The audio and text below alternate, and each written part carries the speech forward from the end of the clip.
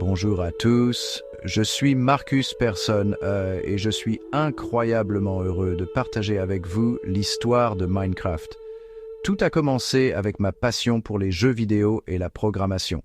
Dès mon plus jeune âge, j'étais fasciné par l'idée de créer mes propres mondes virtuels. J'ai passé d'innombrables heures à bricoler du code, à apprendre les tenants et les aboutissants du développement de jeux. Avant Minecraft, j'ai travaillé sur divers projets de jeux plus modestes, explorant différents genres et mécanismes. Cependant, c'est à cette époque que je suis tombé sur un jeu appelé Infinimineur. Le concept du jeu, qui consistait à placer et à casser des blocs dans un monde en 3 dimensions, a fait naître quelque chose en moi. Je savais que je devais explorer cette idée plus en profondeur. Inspiré par Infinimineur et d'autres jeux comme Dwarf Fortress et Dungeon Keeper, j'ai commencé à travailler sur un nouveau projet. Mon objectif était de créer un jeu qui combinerait la créativité ouverte des blocs de Lego virtuels avec l'aventure et les éléments de survie des jeux de rôle classiques. J'étais loin de me douter que ce projet allait devenir Minecraft, un jeu qui allait captiver l'imagination de millions de personnes dans le monde entier. Dans la section suivante, nous allons nous pencher sur le développement initial et la sortie du jeu qui allait tout changer. Le développement de Minecraft a débuté en mai 2009. J'ai consacré tout mon temps et mon énergie à ce projet, travaillant sans relâche pour donner vie à ma vision. La version initiale du jeu, connue sous le nom de version pré-classique, était très basique. Elle ne comportait qu'un nombre limité de blocs, des mécanismes de jeu rudimentaires et des graphismes simples. Malgré sa simplicité, j'ai décidé de diffuser cette première version de Minecraft à un petit groupe de joueurs pour qu'ils la testent et me fassent part de leurs commentaires. À ma grande surprise, la réaction a été extrêmement positive. Les joueurs ont été captivés par la nature ouverte du jeu et la liberté qu'il offrait.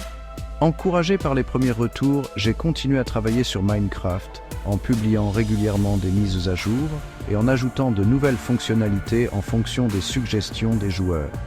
Le jeu a rapidement gagné en popularité grâce aux bouche à oreille et aux communautés en ligne. Des personnes de tous horizons ont été attirées par son mélange unique de créativité, d'exploration et de survie. Alors que la popularité de Minecraft montait en flèche, j'ai réalisé que j'avais besoin d'aide pour gérer la croissance rapide du jeu. En 2010, j'ai fondé Mojang, un petit studio de jeux indépendant pour soutenir le développement et l'expansion de Minecraft. Avec une équipe dévouée chez Mojang, le développement de Minecraft s'est considérablement accéléré. Nous avons publié un flux constant de mises à jour, introduisant de nouveaux blocs, objets, créatures et mécanismes de jeu.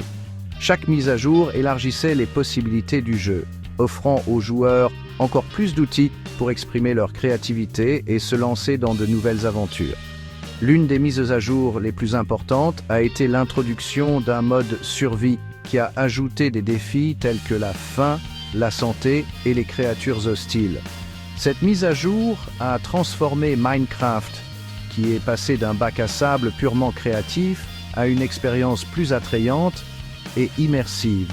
Au fil du temps, nous avons également introduit des fonctionnalités telles que Redstone, un système de circuits intégré au jeu complexe qui permettait aux joueurs de créer des engins complexes et d'automatiser des tâches. Nous avons ajouté des enchantements, des potions et une vaste dimension du Nether remplie de défis et de récompenses uniques. Le développement de Minecraft a été un effort de collaboration entre l'équipe de Mojang et la communauté passionnée du jeu. Nous avons écouté attentivement les commentaires des joueurs en intégrant leurs idées et suggestions dans l'évolution du jeu. Cette relation étroite avec nos joueurs a contribué à faire de Minecraft le phénomène mondial qu'il est aujourd'hui. L'impact de Minecraft s'étend bien au-delà du domaine des jeux vidéo. Son influence se retrouve dans l'éducation, l'art, la musique et la culture populaire. Les éducateurs ont adopté Minecraft comme un outil puissant pour enseigner des matières comme les mathématiques, les sciences et l'histoire d'une manière attrayante et interactive. Les artistes et les musiciens ont trouvé l'inspiration dans l'esthétique en blocs de Minecraft, créant de superbes sculptures, des animations et même des albums entiers dans le jeu. L'imagerie emblématique de Minecraft s'est infiltrée dans la culture populaire, apparaissant dans des émissions de télévision, des films et même sur des vêtements et des produits dérivés. Le succès de Minecraft réside dans sa capacité à responsabiliser les joueurs de tous âges et de tous horizons. Il offre une plateforme pour la créativité, la collaboration et la résolution de problèmes, favorisant un sentiment de communauté et d'expérience partagée au sein de sa base de joueurs vaste et diversifiée. Alors que Minecraft continue d'évoluer, je suis impatient de voir ce que l'avenir réserve à cet univers en constante expansion. Les possibilités sont vraiment illimitées et j'ai hâte de voir les incroyables créations et les histoires qui naîtront de l'esprit des joueurs de Minecraft pour les générations à venir.